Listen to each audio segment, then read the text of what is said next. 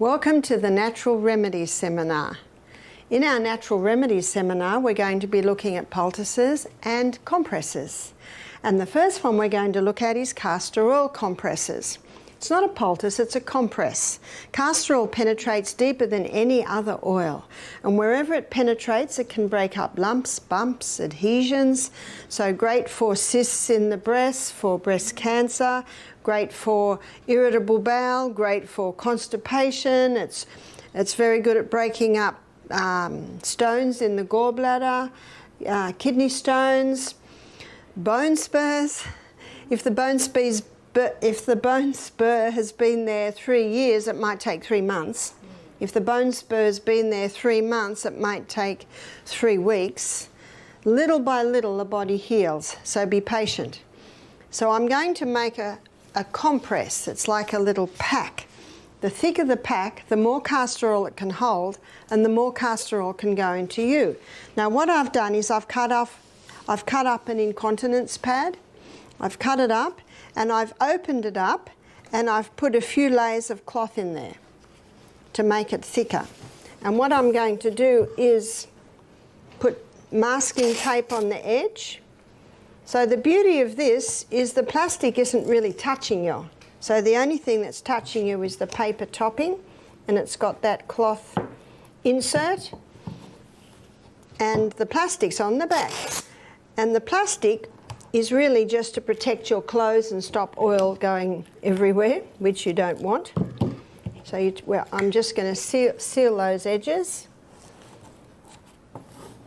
And then I'm going to put the castor oil on. Now the reason why I'm doing this first, so there we have our little pack. Now to secure that, I just staple the edges. I used to stitch it with a little cotton and thread, and my staff came up with this great idea of stapling it, and it takes about a 1/16 of the time, and it holds it quite nicely. And I'm doing it now because it's going to take a little while to soak in. And what I do is I basically do the middle third, because as it soaks in, it'll spread out a little bit further.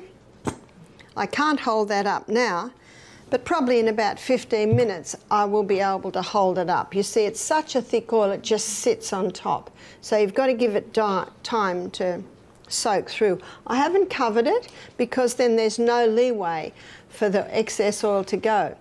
And also when it goes on your hot body, the oil will thin and spread out a little bit more. So you want to give a little bit of room for spreading.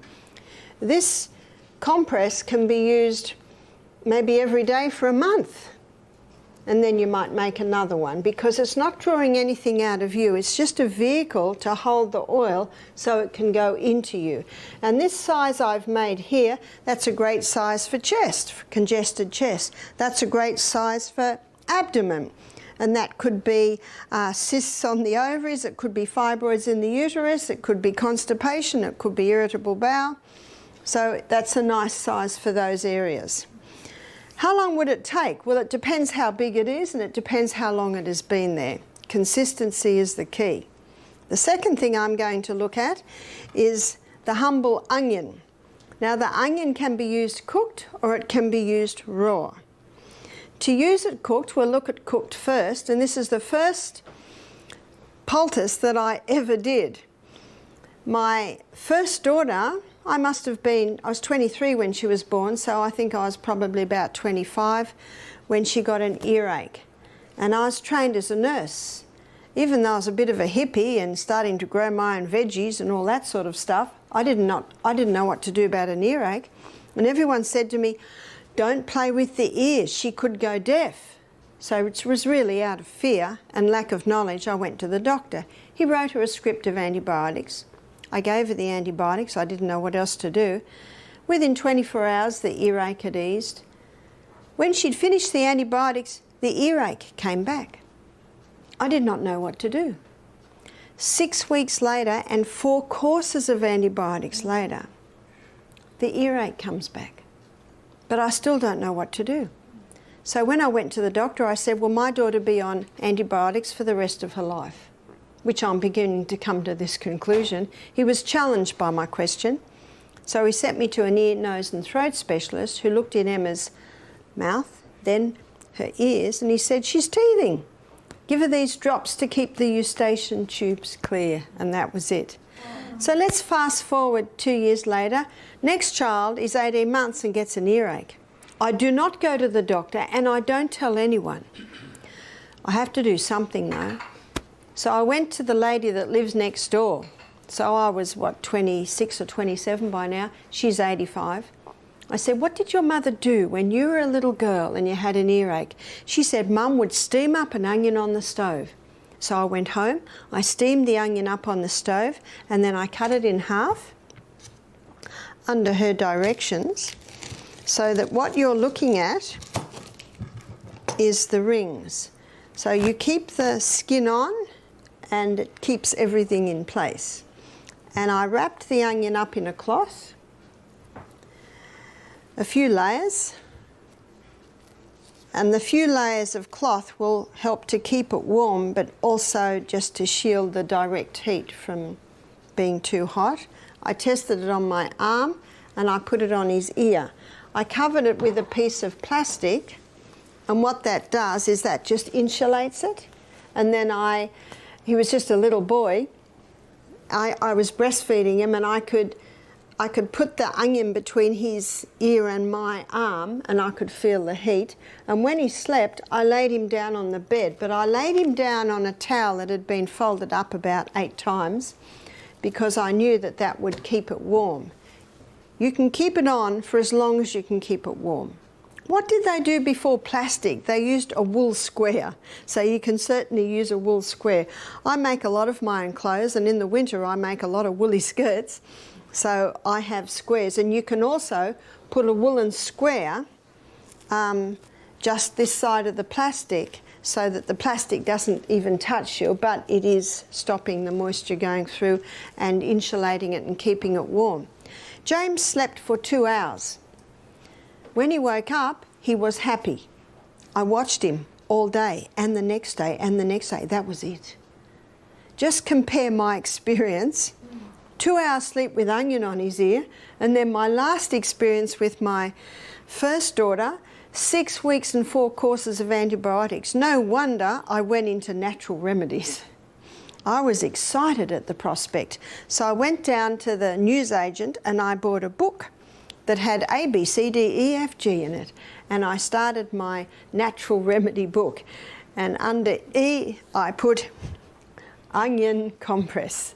I have since learned that you can steam it and squeeze it. And if you squeeze it, you'll get a few drops of juice out. This is when it's hot, and it'll be boiling hot, but when the hot juice hits the spoon, it'll go a nice temperature, and you can put that in the ear.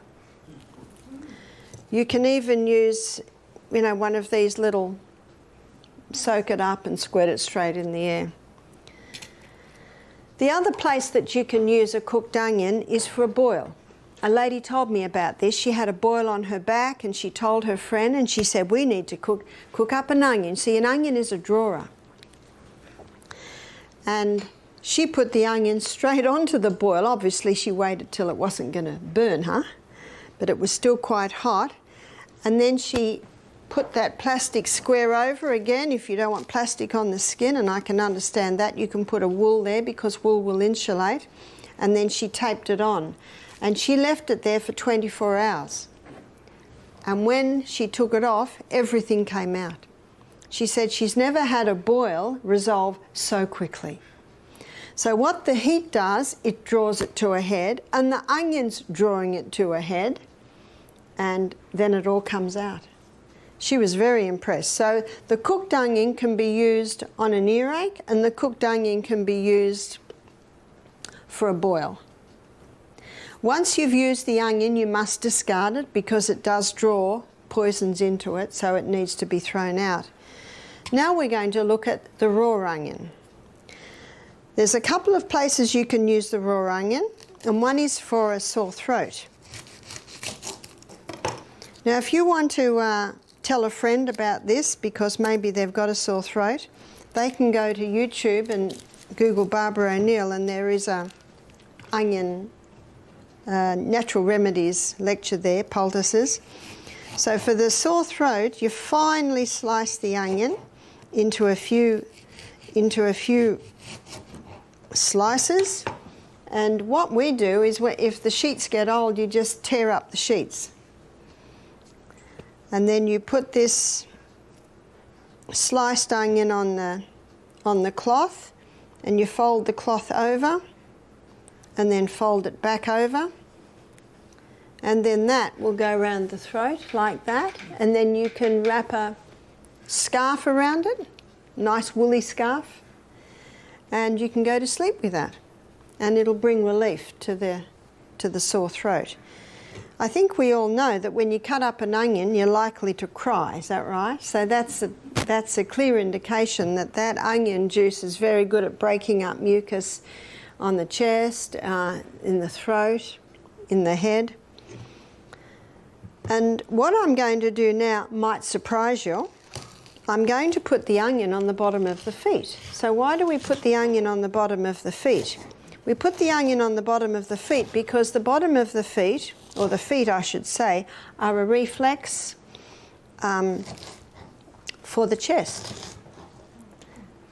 And we're going to put the onion on the bottom of the feet for if someone has a bad cough in the night. And I'm going to use a plastic bag. Now at Misty Mountain we buy boxes of starch bags, so they're made out of starch, and that would be the best. Now if you don't have starch bags, you can certainly use a cloth. So you might use a cloth, put the onion like that, and put it in the bag. And then what you do is you put your foot on the onion like that, and then you twist it around and put a sock on. So the bottom of the feet is touching the onion. And then you put a sock on, it holds it in place. Now my grandson, he was 3 at the time, I was visiting my daughter and he had a bad cough. And she gave him a hot bath, which always eases the cough, and put him to bed, and he was coughing and coughing and coughing and coughing. And we thought he'll be asleep in a minute, but he kept coughing and coughing. So after half an hour I said to Em, let's do the onion. So we got him up, we chopped up an onion and put half the onion chopped up on one foot and half on the other foot, and put him to bed. Not one more cough. It's almost unbelievable. You almost have to do it to believe how incredible it is. Not one more cough for the whole night with the onion on the bottom of his feet.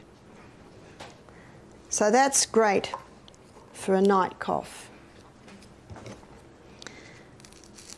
Now I'm going to show you how to make an onion cough mixture. And the onion cough mixture is a very simple thing to do. You chop up the onion and then you layer it in a jar with honey. So we're going to chop it up small. Of course the smaller the better, because the larger surface area you'll have.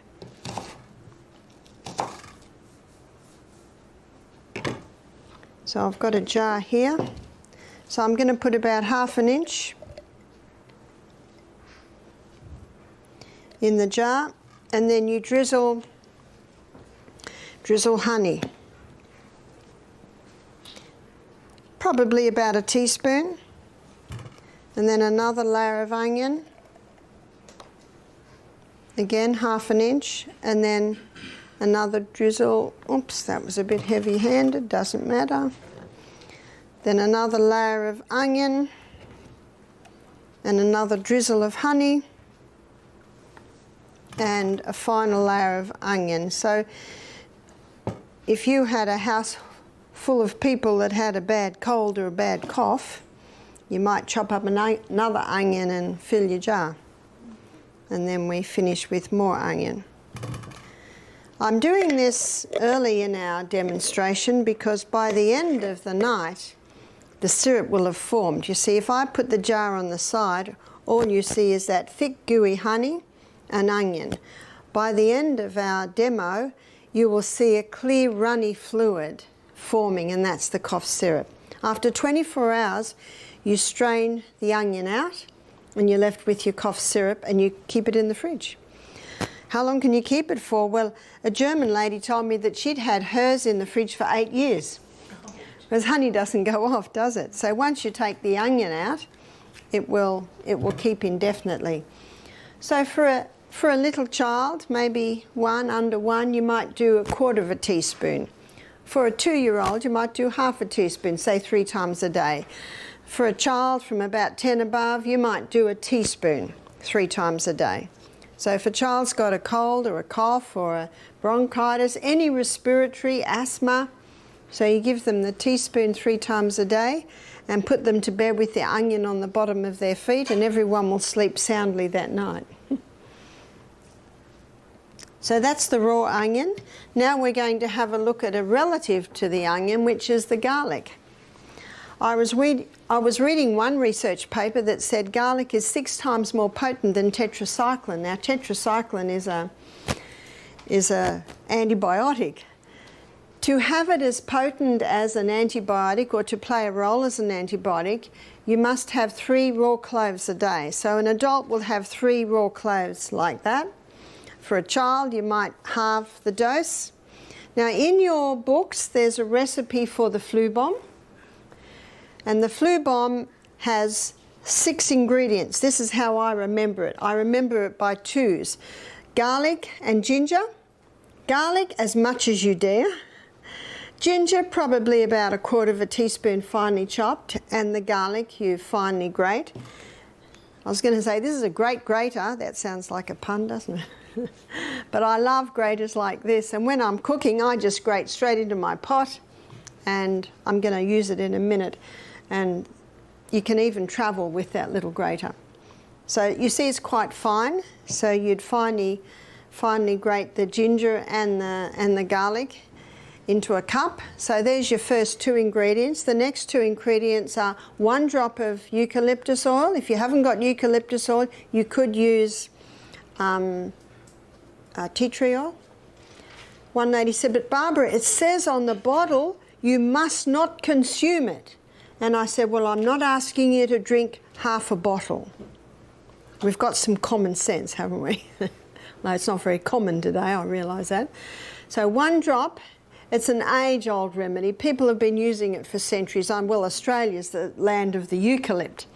And one 80-year-old lady told me this 40 years ago. She said when one child had a cold in their house, the mother would put a few grains of sugar on a teaspoon and a drop of eucalyptus oil, and they all had to have a dose. And, you know, it's been used for centuries. The reason why they say you must not take it is 40 years ago, a little boy in Tasmania, you've heard of Tasmania, that little island at the bottom of Australia, he drank a few mouthfuls of eucalyptus oil and went into a coma. So they banned it. Now, there was such an uproar about it that they legalised it again, but if you buy eucalyptus oil in Australia, it's got poison on the bottle. Do not take, and it's because of that. How many young men have died from drinking a bottle of scotch at a party on a Saturday night? Has the alcohol been banned yet? No, it doesn't make much sense, does it? So we're looking at the 6 ingredients. So we've got garlic and ginger, 1 drop of eucalyptus oil, and cayenne pepper as much as you dare. Some can handle a sprinkle, some can handle 1/2 teaspoon. Occasionally, some can handle 1 teaspoon. We'll be talking about cayenne pepper in a minute. So there's 4 ingredients. The last 2 ingredients are the juice of a lemon and the teaspoon of honey. So it's a really expanded lemon and honey drink that many people have taken for colds. And then you add about 1/2 cup of water. So if you feel a cold coming on, flu, any respiratory, of course, what's all the go at the moment is COVID. You take a flu bomb 3 times a day and it'll be gone in 3 days.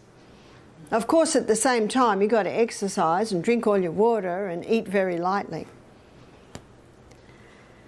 So that's the flu bomb.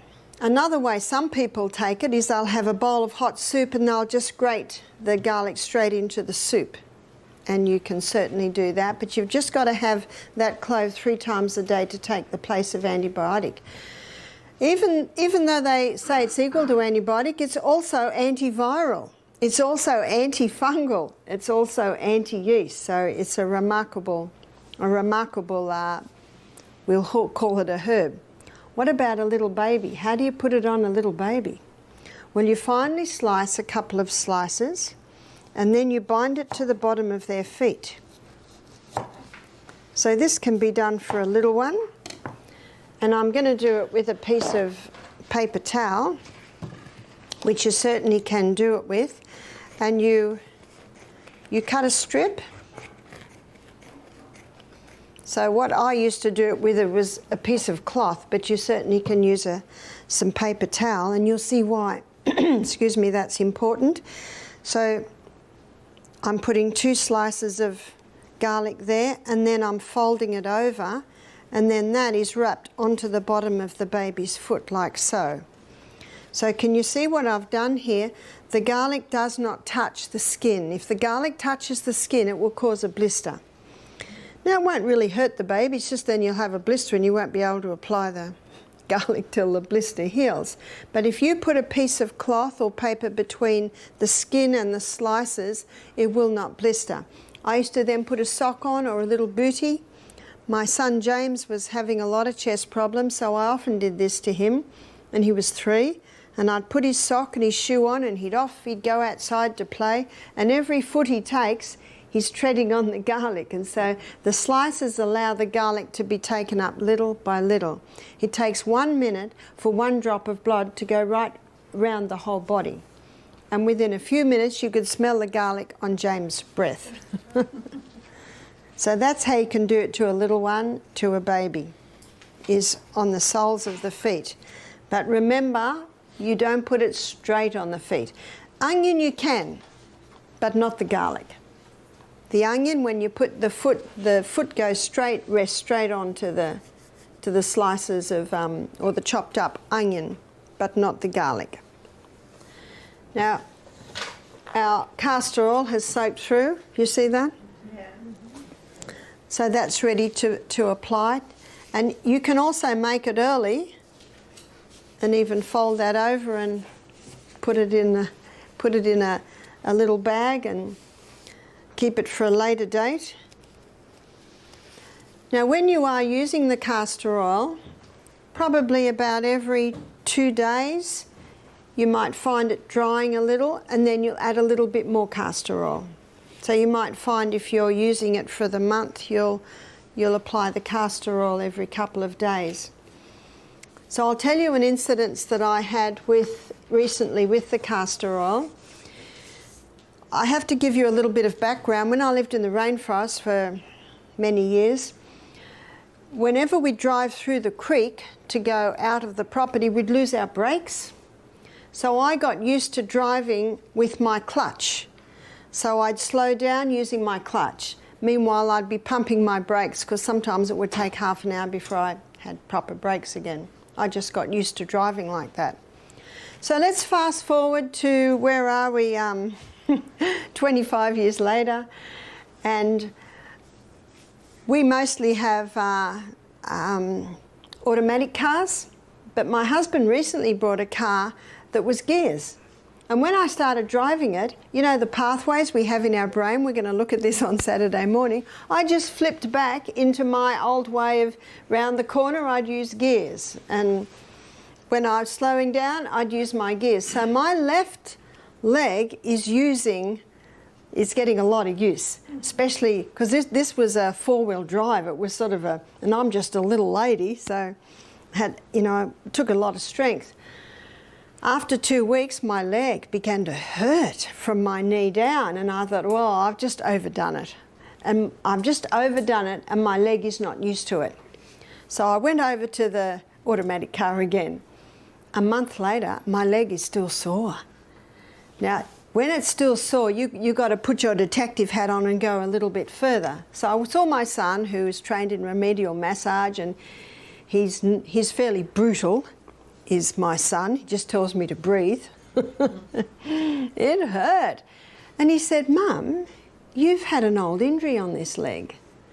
And I had. And I remember 10 years ago, I was walking down steps and I was talking as I was walking and I tripped. And the point of the step, my shin went straight on it. It hurt. I put a poultice on it for a few days and then that was enough and I was fine. But I always had a little bit of a dent there, so I must have maybe dented the bone or something. I don't know. Never gave me a moment's trouble after that. And he picked up that an old injury, can you see we've got a few threads coming together? An old injury, overdoing the leg, and now I'm in pain. And he said, this has got a lot of scar tissue there, which I'd never had pain there. And Peter was brutal. And I decided to choose a gentler way to break up the scar tissue. So I made a castor oil compress. I probably made it half that size. And I bound it onto my leg, my shin area, down near my ankle. And I wore it 24/7. I wore it to bed. I wore it through the day. I just wore it. I think I wore it for a month. After a week, I went and let Peter do another session on me, and I'd forgotten how much it hurt. I didn't see him again. But the point of my story is I wore it 24/7 for a month, and I noticed no pain. I have absolutely no pain there now. But it obviously penetrated deep, it broke up that scar tissue, but I had to be diligent. I had to be very diligent with it. I decided to use the gentler approach over Peter's manual breaking up with his thumbs of this scar tissue. Point is, you got to keep at it. 1 or 2 applications really won't do much. You've got to do it again and again and again and again. So yes, I drive an automatic car now. Now we're going to have a look at ginger. Ginger can be used internally and ginger can be used externally.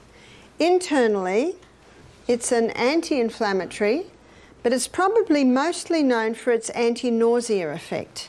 If you buy car sickness or seasickness tablets, it's compressed ginger. Now the easiest way I think to have this is to grate it. So you grate it on that little grater and you'll grate about a teaspoon and you put it in a little teapot and pour boiling water on it and let it sit probably 10 minutes. Now that might be too strong for you, but I love it.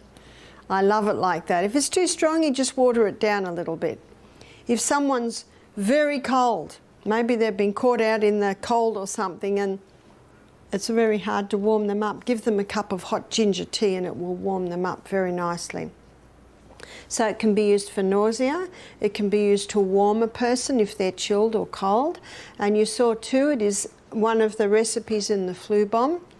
I was at a function, it was a health seminar, and in the break everyone went and had their herb teas, and there was a girl with a tiny little grater grating ginger. And I said, "Ah, ginger." She said, "I'm an entertainer, I'm a singer." She said, "I was in Greece last year and I lost my voice. And a little Greek lady made me a hot ginger tea." She said, "I sung that night." So she said, "I travel with my little grater everywhere I go." So very nice on a sore throat or hoarse throat. Now we're going to look at what you can do with ginger externally. So I always take a plate and I always take the plastic square. Again, you can use a wool square next to that, but you still need that plastic backing so that it doesn't wet all your clothes and also so it insulates. And then we put a cloth over it, and it's usually around this size. And then I grate straight onto it. So why would I use a ginger poultice? I would use a ginger poultice for an inflamed joint. So the easiest way to remember this is ginger is for joints. So that would be gout, it would be arthritis, also a sore back, an inflamed back. Now when someone's got an inflamed back, they usually put a hot water bottle on it, is that right? But if the back is hurting because of inflammation, the where's my knife? Here. The hot water bottle will relax, and you know the reason why the hot water bottle relaxes is because when we're in pain, the muscles around that area tighten and cramp. Basically, they go out in sympathy with the pain. And you put a hot water bottle on that and it relaxes those cramping muscles. So you do get some relief, but it does not help the inflammation. It can even make it worse. But ginger, if you apply a ginger poultice anywhere where there's inflammation, the ginger pulls the inflammation out of the joint to the skin and the skin gets really hot. So if you apply this to the lower back, the heat relaxes the muscles and yet the ginger is reducing the inflammation. So you do about that much, and then how you make the poultice is you put the left side over and the right side over, and the bottom comes up and the top goes down. So you can see I've made like a little package there. And then I turn that over, and the part that's touching the skin is where you've just got one layer. And the beauty of this little package also is that you've got a few layers behind, so that if it is quite wet, it will help to soak up any drips. And then you will apply that to the area. Now let's say that I have an inflamed joint, then you would apply it to the area there. But you can see even with the plastic on that, not much is touching the skin. It's only the very edges. And then you bandage that on. Now if someone has an inflamed joint, say a wrist or an ankle or a knee or toes, we apply the ginger poultice, or even in a sore back, we apply the ginger poultice maybe about 6 o'clock in the evening. And within half an hour, if there's inflammation in there, the skin gets very hot. And then the person has the choice when they're going to bed, is that heat all right? Because if it's too hot, they can just take it off. But if it feels good to them, they can go to sleep. If you put it on just before bed and the skin gets really hot, it could wake up and cause discomfort. But when people have gout or arthritis, the heat is usually very, very nice. And again, for a sore lower back, it's very nice because, again, it pulls the inflammation out of the joint and the heat relaxes those muscles that tend to cramp whenever there's pain. So I'll tell you the story of a lady who saw my lecture on YouTube. She emailed me the story, and she put the ginger poultice on her sore knee. She was so excited it reduced the pain by 50%. The skin did get hot. You see all the inflammation's being drawn out. So the next morning she made another one. And then she made another one for overnight, and when she woke up in the morning, the skin was all swollen and blistered. She said, "What have I done?" I said, "You've overdone it."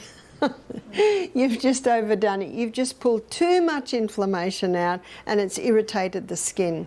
So if you do have an inflamed joint anywhere, just do it maybe for 4 hours in the afternoon or even overnight, but just don't do it non-stop because, again, you can inflame the skin.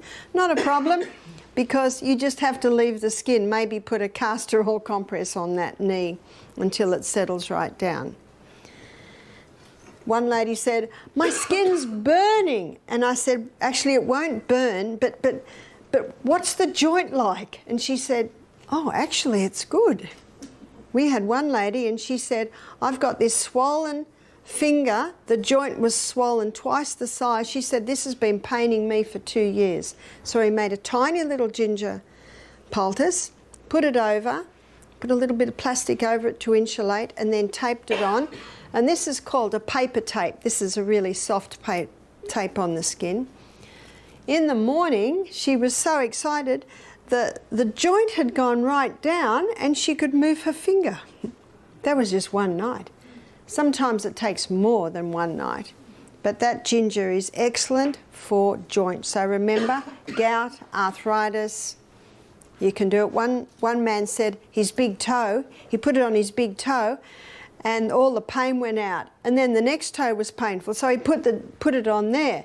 Then the next night, it was okay and had gone to the next one. He said it was jumping toes. I said, "Did it go to the next foot?" He said, "No." So again, you're just listening to the body. Now, this poultice, once it's used, because it's vegetable matter, has to be discarded, but you could make it in the afternoon and fold it over like that and use it that night. Now we're going to make a potato poultice. Now, I just told you that the ginger is for joint, where the potato is for tissue. The potato is very, very gentle. Potato can be used on sore eyes, conjunctivitis. So again, we're going to put our plastic down and put our square down and use potato. So potato is used for tissue inflammation. So swollen eyes, sore eyes, red eyes. It can be used for ingrown toenails. It can be used for a splinter that you couldn't get out. So tissue inflammation. Sprained ankle, very good on sprained ankle. So the lady that had the swollen knee because she did too many ginger poultices, I said to her, put a potato on. Potato is very cooling, so it's great for all tissue inflammation. The potato is also a drawer. So again, you spread that out. My girlfriend rang me one day, when this is years ago, when she had babies and so did I, and I could hear her little boy just crying and crying. I said, what's the matter with Louis? She said, I don't know what's happened, but his little penis is twice the size. He was 10 months old. What are you going to do? And if you go to hospital, what are they going to do? I said, quickly make up a potato poultice. Any tissue swelling, the potato poultice. So she made up a poultice, maybe about that size. See, it's very cooling. And she laid it on the area. She put his nappy, you call it a diaper. And the little fella, within 5 minutes, it must have really soothed it, he fell asleep. You see, that just soothes any tissue that's swollen. She said he slept for 2 hours. What does that tell you? He's not in pain anymore. She said when he woke up, he was happy. She quickly changed his nappy or diaper and everything was back to normal. Now, sometimes you don't know what it is. Just, if in doubt, just use that grated potato. So what would it have been? Well, her little boy was crawling around the floor of their hippie home. You don't know whether he got a little bit of dirt in there or whether there was a bite. Sometimes you don't know, and you're not going to play around with that area. So can you see, with the ginger, you would never put the ginger on tender areas, but the potato is very soothing and cooling. You would do that. I'll tell you the most remarkable story I've had with the potato. When I lived in the rainforest, there was a guy who lived on our property at the end of our paddock, you call it a field, in a caravan. He was a real hippie, and he was sickling the grass. You know what a sickle is? With bare feet. So what's going to happen next? The sickle went into the back of his ankle. Now, I heard about it, but I didn't see him for a few days. And one of the guys said, have you seen Chris? His foot's up like a red balloon, and there's a red line going up his leg. And he's lying in bed smoking marijuana, waiting for nature to heal. The body will heal if you give it the right conditions. And one of the problems with the marijuana, it was dulling the pain, but the pain was telling him to do something. So I said, we'll bring him up. So they brought him up, and the first thing I do, and Vanessa will show you this tomorrow night, I got 2 buckets of water, one hot, one ice cold, and I put his foot straight into the hot water. Now I had his foot in my hand, and I was just watching his face. If it was too hot, I put a bit of cold in, because that first one can be, hard to take. 3 minutes. See, after 3 minutes, the blood slows down. So then you put it into the ice cold and everything moves up again, as Vanessa will explain to you. While it's in the cold, I put a little bit more hot water in the hot. And then so 30 seconds in the cold, after 30 seconds, things are slowing down. So you bring it back into the hot. So I did that 3 times, 3 hots and 3 colds. His pain had reduced by 50%. See, what that does is it brings fresh blood into the area, which drives old blood out, which gets the inflammation down somewhat. And then I made a very big grated potato poultice. You see, he had a wound that had healed on the outside, and it had not healed on the inside. And tetanus happens in an area of a wound that hasn't healed from the inside and sealed on the outside, and there's an element of horse organism. Well, we had a horse in the paddock, so he was a perfect environment for tetanus. So I put a big grated potato poultice on his foot, and I said, come back in 2 hours. He could limp now. So just that reaction tells me we're getting results. When he came back after 2 hours, I took this off and the wound was oozing, and the red line had gone down about 4 inches. Now, if he was still in pain and the red line hadn't gone down, we would take him straight to hospital. You know, if in doubt. But we're an hour from hospital, so we could see results. And he did not want to go to hospital. So if he didn't want to go to hospital and we could see he was dying, we'd take him. Of course you do. So I did hot and colds again, and I did another grated potato, and I said, come back again at 6 o'clock, another few hours. And every time he came back, the line was going down, down, down, and the foot was going down, down, and the foot was still oozing. See, this draws, and when you took it out, you could see the area where it was drawing. And then he put the grated potato on, we put it on after another hot and cold all night. He came over in the morning, we did another hot and cold, and the red line was gone. And the foot was just about back to normal. Looked like a dried prune, but you don't care about that, you just want that to go down. He said, what'll I do now? And I said, you might be right now. I said, see how it goes, but if it starts to hurt, if it starts to throb, and if that seals, we need to do all that again. So I basically left it with him then. But it healed. You can imagine that could have been a very serious situation. So that was quite remarkable. I've also seen this draw out splinters. You know, sometimes you get a splinter in a finger that's just too painful to get out. If you put the grated potato on, it'll keep that swelling down. It will not get pussy or what they call infected. And usually after a couple of days, you can just get a needle on the tip of it, press it, and it'll usually just come out. I've just seen that happen a few times. So the grated potato can be used in all areas of tissue inflammation. Now we're going to have a look at cayenne pepper. Cayenne pepper, we've got cayenne pepper in this little container here. Cayenne pepper is a remarkable herb. Some people say we shouldn't use it because it's a stimulant. It is not a stimulant like caffeine or alcohol or marijuana is a stimulant. It's a blood stimulant. That means it's good because Leviticus 17:11 states that the life of the flesh is in the blood. So anything that moves blood is going to be helpful.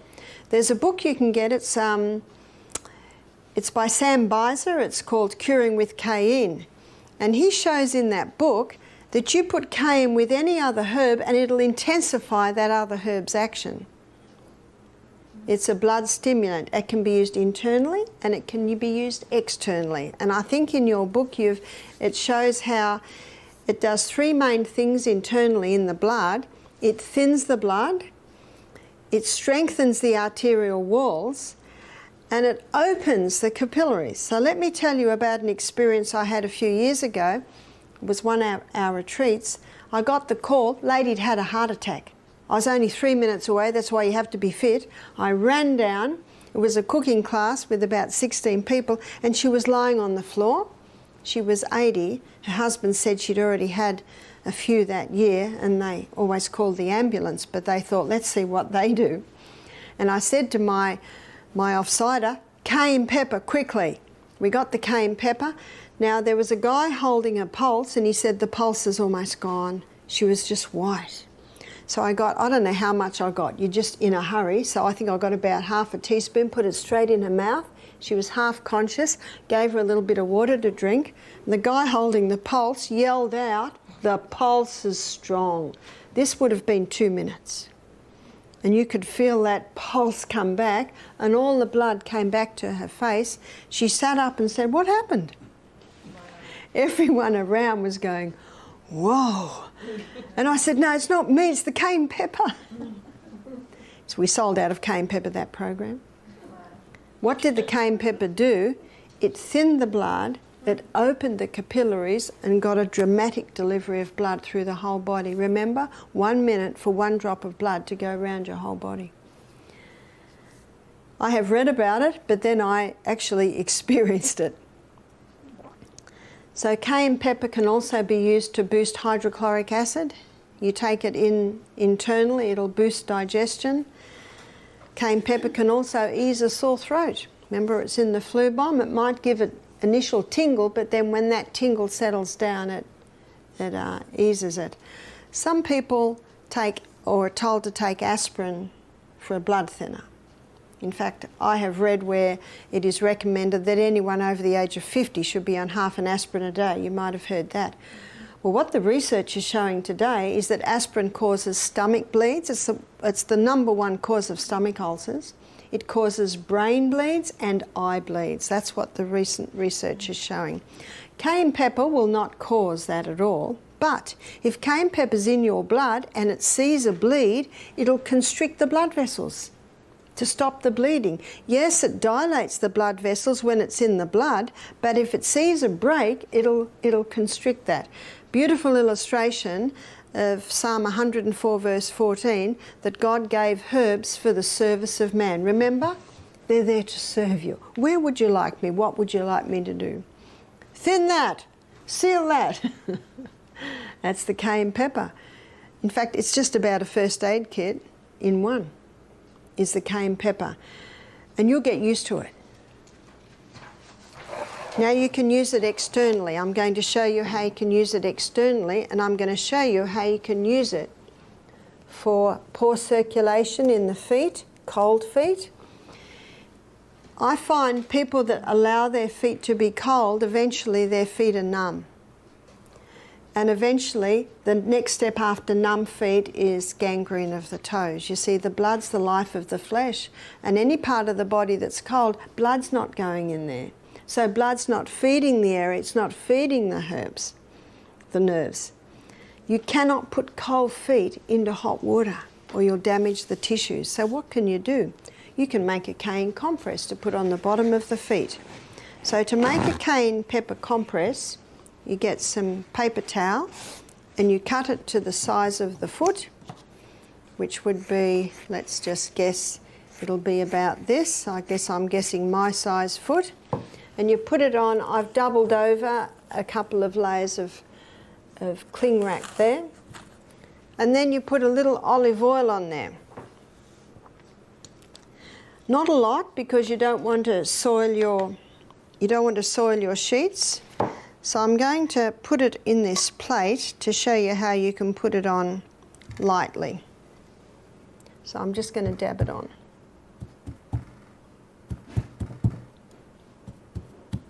The reason why I'm putting olive oil there is in a minute I'm going to sprinkle the cayenne on it, and this causes the cayenne to stick to it. So it's really just there for the cayenne pepper to stick to it. Now that's about the right amount. As I said, any more and it will leak, because this compress is worn overnight. So you can see I've just got a light sprinkling of oil there. And now I'm going to put the cayenne pepper on that. So you put about a half a teaspoon for each foot.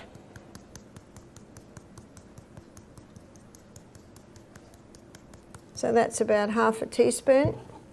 So you can see the way I'm holding it up, the cayenne pepper is now sticking to the paper, and the foot goes straight onto that. And then you put a sock on and leave it on all night. If I put that on my foot, by 4 in the morning, I'm waking up wanting to rip it off because my feet are so hot. But if someone has no feeling in their feet, or if someone regularly has cold feet, often by morning they're feeling a little tingle. So you would probably wear it every second night until your feet get hot. So that's a very easy way to warm up feet, because feet must be warm. So you'd put one on each foot. I've even made it and folded it up and left it at one lady's house that I visited, and she had no feeling in her feet. Peripheral neuropathy, that's a side effect of chemotherapy where people lose that feeling in their feet. They can bring their feet alive again with the cayenne pepper compresses. So you could even make a few and fold them over like that. So I left them with a lady so that she could use them. Let's have a look at our, oh, can you see that? So we're already getting a syrup there. And you'll be able to taste this in a couple of days. Remember, you leave that 24 hours and then you strain it out. Last and certainly not least is cayenne pepper. No, we've done cayenne pepper. It's getting late. It's charcoal. Charcoal does not absorb, it adsorbs. What does adsorb mean? Adsorb means that it binds, and it binds poisons. It particularly binds poisons. It binds the poisons to its millions of little facets. So under a microscope there are all these little facets like this, and it adsorbs poisons by binding them to those facets. It's been known for a long time. NASA filter their water and their air in outer space with charcoal. Many masks have charcoal in them to neutralise the poison. In hospitals they use charcoal to filter the blood for dialysis. And in cases of poisoning, anyone who's worked in casualty knows that they give a dose of charcoal.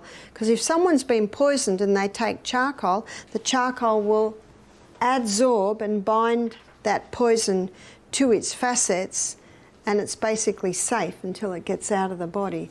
So internally it can be used for any case of poisoning, and it can also be used for diarrhea or vomiting.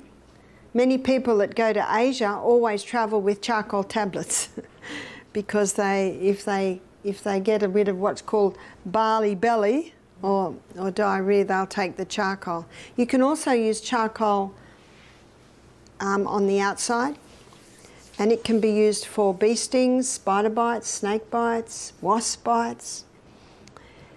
It's quite incredible the way once you apply that, the sting comes out almost immediately, or the pain, I should say. Now, it's very messy stuff to work with, so I'm going to show you a mess-free way to make the poultice. And you can make this ahead of time and keep it in the fridge. When you mix charcoal with water, it's like mixing dirt and water. It doesn't mix very well.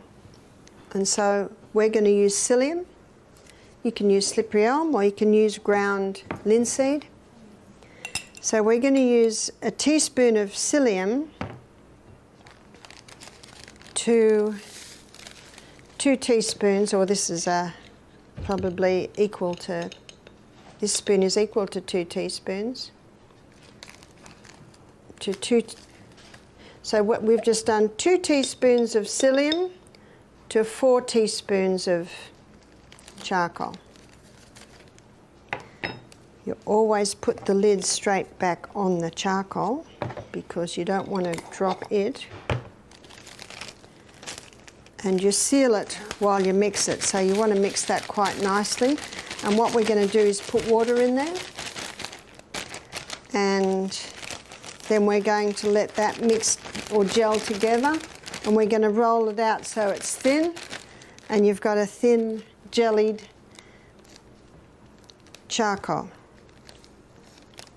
poultice.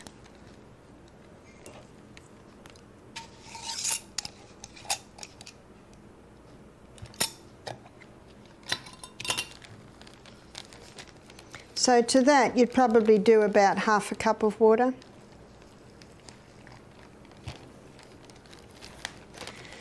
And you Move that around for a while and it'll start to gel.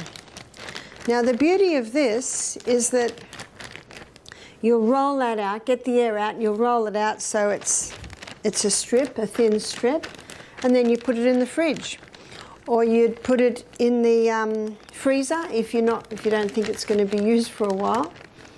And then if someone has a bee sting or a spider bite or a snake bite, then you cut a section, cut it round, peel the top off, and it can be slapped straight on. It'll have that plastic topping and you can bandage that on. So it's very, very easy to do. I think every fridge, every home, every freezer should have some of these, because when you do get a sting, it's very, very painful.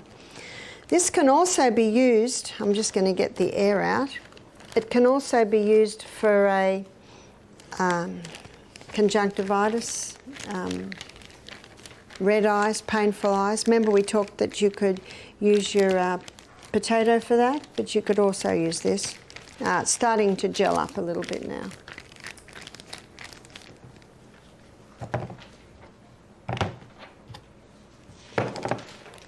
So I'm just going to get a bit more of the air out.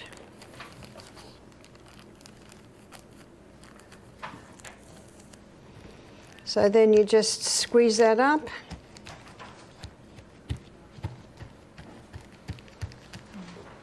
So you can see it's nice and thin now. You put that in the fridge or freezer, it'll go. It's quite jellied now. So you can see the psyllium is just to have it jelly. And that's very user-friendly. See, that's quite thin. So if someone has a bee sting on here, you quickly cut an area around, take the plastic off, put it straight on the skin, bind it on. It's very quick and easy. So that's a no-mess, easy way to make your charcoal poultice for the outside. If someone's got a sore knee, they could put charcoal on one night and castor oil on another night, ginger on another night, potato on another night, and see what it does. And see what your body says, I like that one. I didn't like that one as much as that one. So you can play with it. The different poultices and compresses do different things, and you will soon discover what works best. Thank you for your attention tonight, and so ends our Natural Remedy seminar.